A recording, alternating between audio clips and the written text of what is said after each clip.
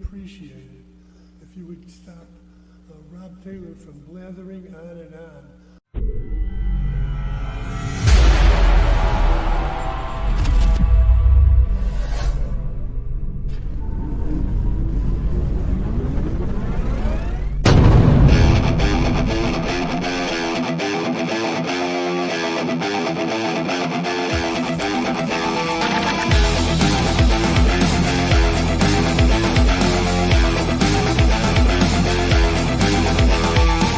Opinions expressed by the talk show hosts, callers, or guests on the Rob Taylor Report do not necessarily represent the opinions of the hosting platform, subsidiaries, sponsors, or possibly anyone else on the planet or the known universe.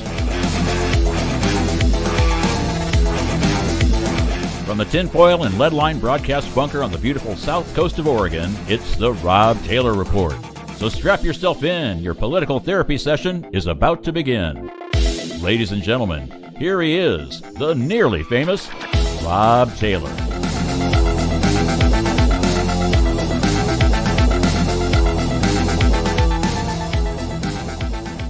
I want to thank you for joining me today. I've got a really special interview I think all of you are going to enjoy. This is something that is very near and dear to me is law enforcement, because I think we have a state of lawlessness, especially here in Oregon and certainly down at the southern border. And I've got a co-host today. You all know him. He's Matt Wilbanks from the Coos County Neighborhood Watch. He's no longer with the Watch, but he's still watching nonetheless. How you doing, Matt? Good, Rob. How are you? Not too bad. And my special guest today is Sheriff Mark Lamb, who has been the sheriff of Pinal County since 2017. You all know him as America's Sheriff, and I want to tell you thank you so much for coming on here, Sheriff. How you doing today? Oh, my pleasure. I'm doing great. As you can see, I'm out working. We're actually getting ready to jump on the helicopter and fly down and assist Border Patrol and look for some illegals out in the desert. So it's going to be a busy day today. Let me ask you, you're dealing with the Border Patrol, and right now we've got a lot of military-age men coming across the border, and many of these men are in the Mexican cartel. How is that affecting your county directly? Because I know Pinal County is, about 100 miles from the border itself, and yet it's affecting your county. And how has that affected you as a sheriff? Well, we're about 50 miles off the border in the south end. On one end, we're 71 miles off the border where the I-10 interstate comes through our county. And so anybody that comes across, even though we're not on the border, anybody that comes across in those other counties at some point is going to funnel up through Pinal County. We are that choke point before you get into Phoenix. And so we feel a real responsibility to ensure that we stop. We're like the last line of defense, that last gauntlet before they get up there to Phoenix. And then from there, they distribute throughout the country. How that affects us, we've seen a 361% increase in pursuits, in traffic stops involving human smuggling, over a 450% increase in pursuits involving human smuggling. We've seen a 600% increase in the last 3 years in fentanyl seizures. Those are the numbers in the last few years. The amount of rescues we do with our helicopter, our aviation unit out in the desert, we just pulled a lady out last week, a dead lady that the cartels left behind. She died in the mountains. We had to pull her body out of the mountains. I mean, this is what we do every day. And so it has a major impact on us, not just financially for our agency, manpower wise, morale wise. It's a big lift. And, this wasn't one of our responsibilities as a sheriff's office, but yet because of this weak administration and their policies, it's been thrust upon us, not to mention the impact it has on your jail from the crime that starts because of this. Now, we passed Measure 110 here in Oregon, where we decriminalize drugs, and overdoses have increased immensely here, and I'm sure they probably increased in your county.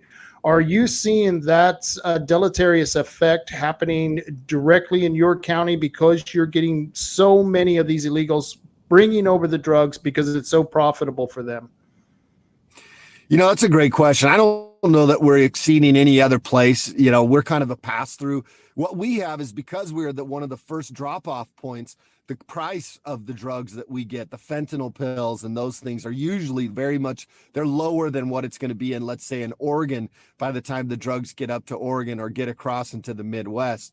I find it funny that we were at the airport yesterday in Salt Lake, and we saw this flight come in, and all these people were getting off with masks. And my wife says, these people got to be from Oregon.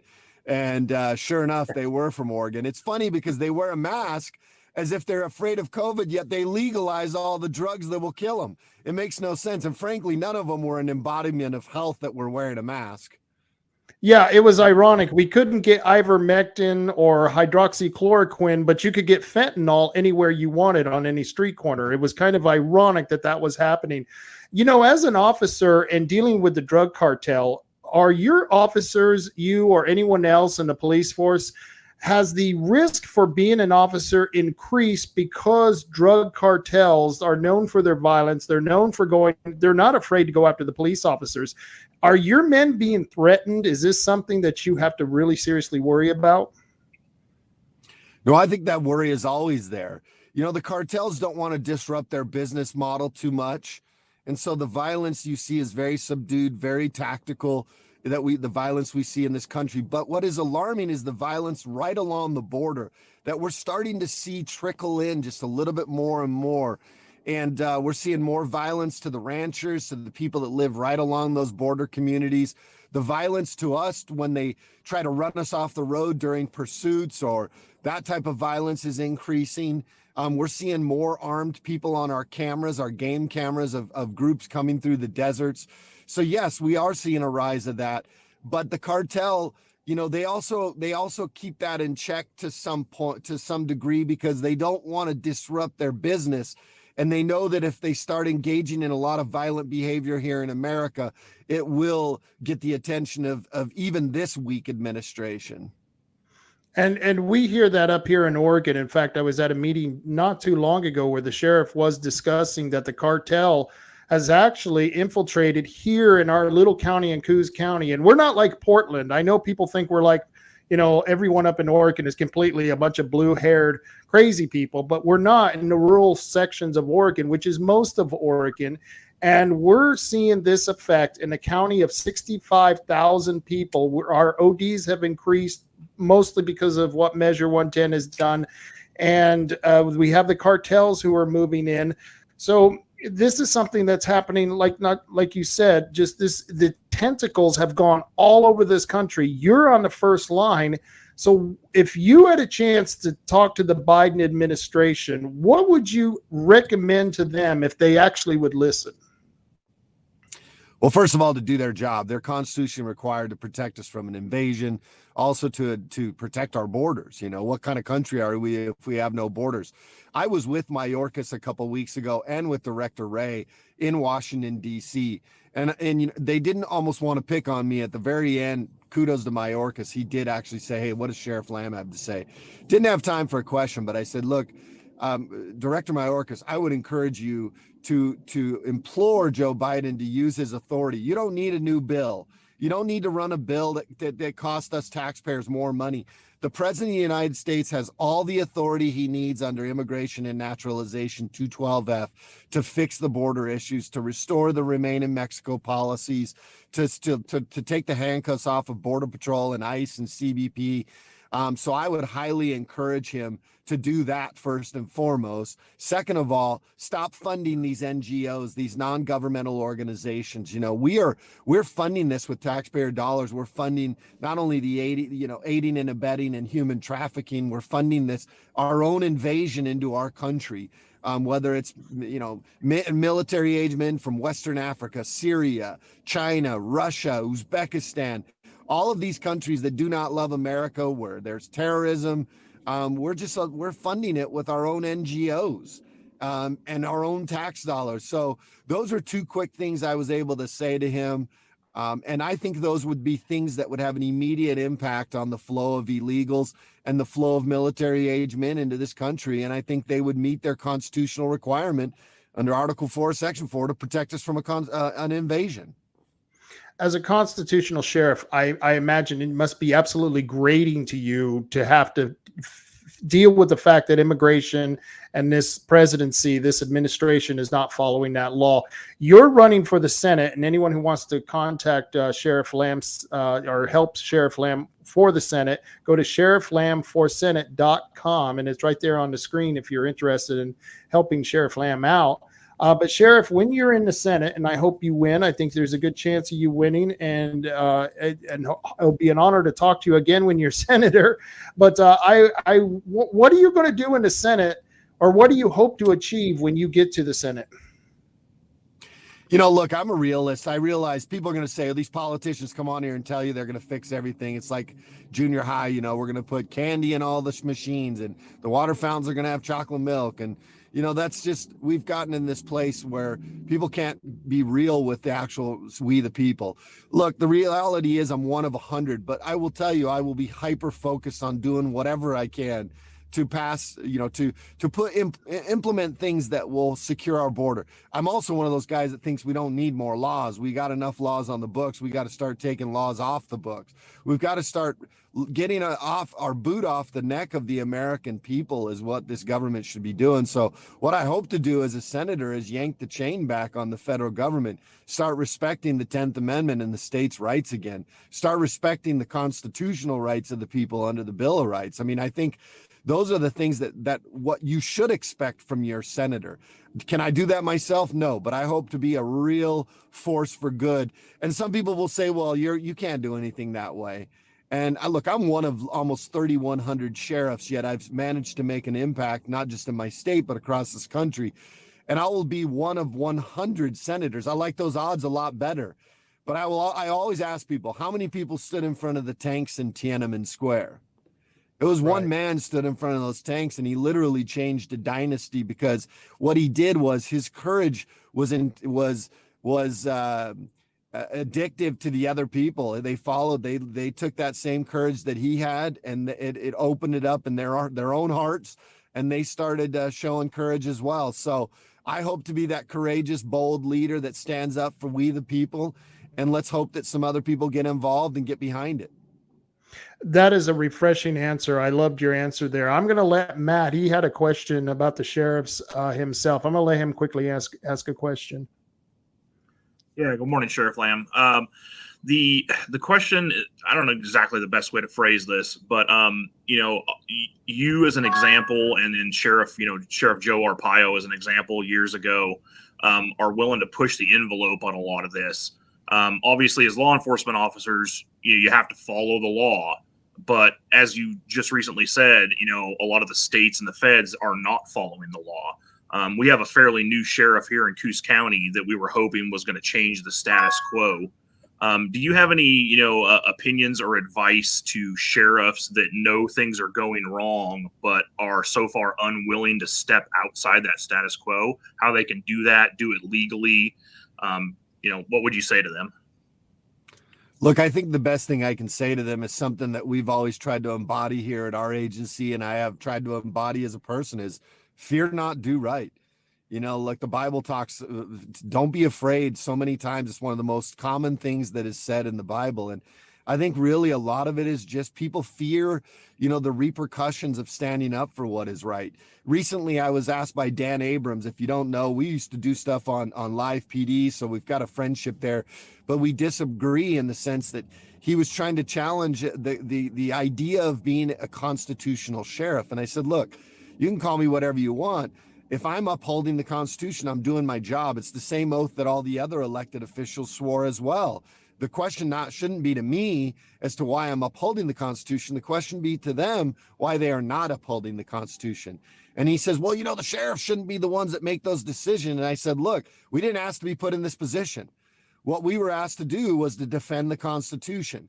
State law, which we know is not the supreme law of the land. The Constitution is the supreme law of the land. And we know from the Supreme Court that plenty of laws have been passed that have been overturned because they were not constitutional.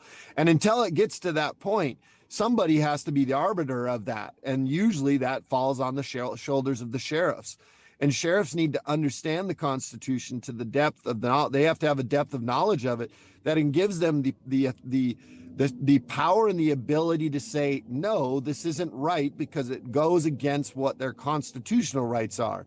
And until it's challenged in a court, I think we, the people, rely on our sheriffs to hold that line. And he went again, he says, look, I just don't think it should be the sheriff's fault or responsibility. I said, well, that's what the people elected us to do. So until it changes, that's how it's going to be.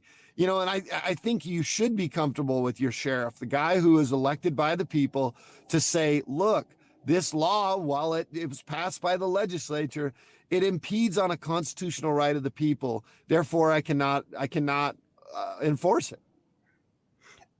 What a great answer. And just one rule.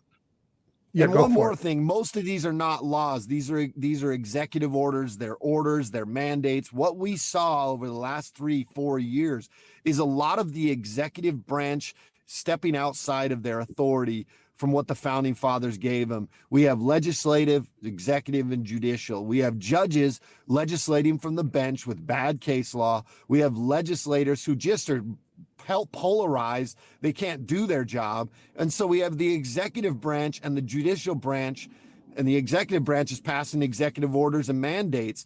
And so it's important. And that's another thing I told Dan. I said, guys, these are not laws in the first place. The majority of these are mandates and orders. They are not appropriately passed. And so they're never going to get my attention more than what the Constitution is.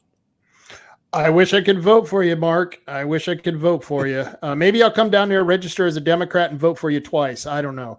I want to thank you for your time. I know it's very valuable. Before I get you out of here, is there anything you want to tell anyone before you get off here? Yeah, this is still the greatest country in the world, folks. Don't let it. It is redeemable. We have the Constitution and God on our side, and that's what's going to take to fix the problems that we're in this country. And we need men that understand the impact, that they understand the importance of having good servant leaders in Washington, D.C. We need men and women that have a mandate higher than the ballot box. So please do not give up on America. Get activated, get your voice, let it be heard. Be courageous, be bold, stand up for what is right and true. Jordan Peterson has a great quote. He says, you have to have faith in the redeeming power of truth. And I will tell you right now, you got to have faith in the redeeming power of truth, and know that there's a lot more of us than there is of them. So don't be afraid to stand up for what you know is right, and be bold and courageous. If freedom is worth it. Thank you, sir. Thank you so much. And you be safe out there, man, because we need people like you. Okay? Thank you. I appreciate it. SheriffLamb.com. Come visit me. Donate a few bucks. If you live in Arizona, sign my petition. Thank you so much. All right. You have a good day. God bless you guys. All right. That was absolutely incredible. I wish more of our politicians sounded like that. What did you think? Yeah. I like it. He knows that a lot of the things that are happening right now are unconstitutional. Marbury versus Madison, the Supreme Court ruled that any law repugnant to the Constitution is automatically invalid. Another thing, a lot of people don't realize that's going on right now. Some of this could change if the Supreme Court makes the right decision. I forget the name of the case, but there's a huge decision coming up on whether Chevron deference will continue to be used as far as the cabinet ministries. So if Chevron deference goes away, so Chevron deference was a case. It was Chevron versus somebody back in the day, I think in the 1970s or something. And it basically said that if there's the Supreme Court decision basically said that if there was confusion on a law that's been passed, if there's a gray area, the cabinet, whether it's the Department of Defense, Department of Education, they're allowed to determine the true meaning of that law, which all of us can look at that facially and know that that's not correct. I mean, it's not good for there not to be clarity in a law, but laws are made by the legislature, not by the cabinet. So they should not get to decide. The Supreme Court is the ultimate arbiter of what a law, the text of a law actually says. You know, the ATF is using this like crazy. Department of Homeland Security, Mayorkas is using this like crazy, just like, well, this is what we think the law says, and this is what we're going to do. So if the current composition of the Supreme Court throws out Chevron deference, they won't be able to do that anymore. That would be great. And I've been following that case. You know, it's the Supreme Court has been phenomenal. And I think that's one of the, I think it was almost 500 judges that Trump had appointed, and he used the list from the Heritage Foundation, which I don't always agree with the Heritage Foundation. They're sometimes too conservative when I'm more libertarian, but I think the judges that come from them are much better judges. So I think that was one of the best things he did, was appoint all them people to the courts. Yeah. Well, sir, I appreciate you coming on. I'm going to get you out of here, and thank you for coming on. I hope, when are you leaving? Let everyone know when you're leaving. Probably mid-July. My birthday's in the middle of July, and I think I might leave just before then to go be with the family. I got to stay around for a while, save up some money.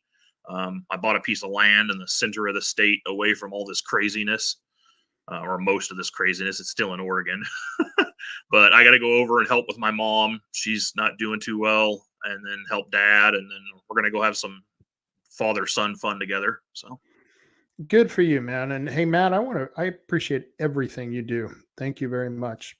You have a good day. Okay. All right. You too, Rob. Talk to you later. Talk to you later. All right. And I appreciate both of those men. They're out there doing what many men should be doing. And I know there's a lot of work out there. A lot of you guys are working your ass off all the time. But, you know, if Sheriff Lamb, you know, he's a sheriff. He's always in court. He's always on the case. He's running to a helicopter right now to fly off to the border. And he's running for the Senate. This man is a very busy man, and yet he finds the time to do these type of interviews and talk to the people and continue getting the word out there. Many of you guys need to figure that out. Many of you people, not just the guys, the women as well, you need to figure out how to start in getting invested in your country. You want to make this country great again, that it's going to take your involvement. If you want to read more about Sheriff Lamb, you can go get his books. His books are available at let's see, where was that at? That's at thriftbooks.com. You can check him out at thriftbooks.com and get American Sheriff Rules to Live By, American Sheriff Traditional Values in a Modern World, which I'll tell you, after just listening to him during this whole conversation, I think he's got a lot to offer you and much of your family. And I want to thank all of you for joining me.